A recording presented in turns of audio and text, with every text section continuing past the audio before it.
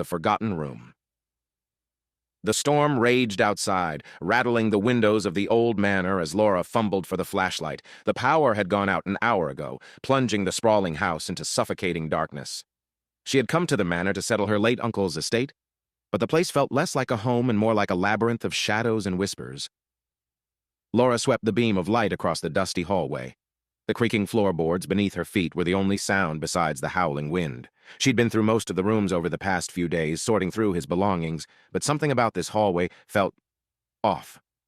At the end of the corridor stood a door. She swore hadn't been there before. It was slightly ajar, a sliver of darkness leaking into the hallway like a wound in the air. She hesitated, but the pull of curiosity, or perhaps something else, drew her forward. As she approached, the air grew colder, and the smell of damp earth wafted from the room. The flashlight flickered when she stepped inside, illuminating walls covered in peeling wallpaper. A single chair sat in the center of the room, facing away from her, its high back casting an elongated shadow. "Hello?" she called, her voice trembling. No response. The flashlight sputtered and went out, plunging her into total darkness. Panic flared, and she fumbled with the light, slapping it until it came back on. The beam landed on the chair, and the figure now seated in it. It was a man, hunched over with his back to her. His skin was pale, almost translucent, stretched thin over angular bones. His head lolled to the side, and a faint wheezing sound escaped him, like the rasp of air through a broken pipe. "Uncle Henry?" she whispered, though she knew it couldn't be him. Her uncle had been buried 3 days ago. The figure moved. Slowly its head twisted, unnaturally far, until it faced her. Empty sockets stared where eyes should have been, and a grin too wide for any human stretched across its face.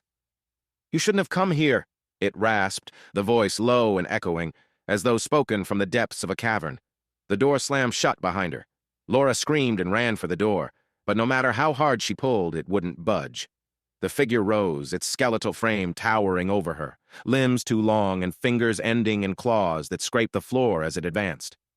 In a blind panic, Laura swung the flashlight, the beam slicing through the shadows.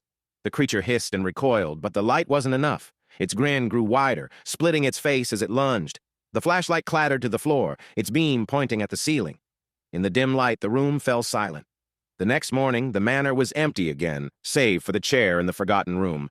On it lay the flashlight, its batteries dead, and the faint imprint of a hand burned into the wood. No one ever found Laura or the door to that room again,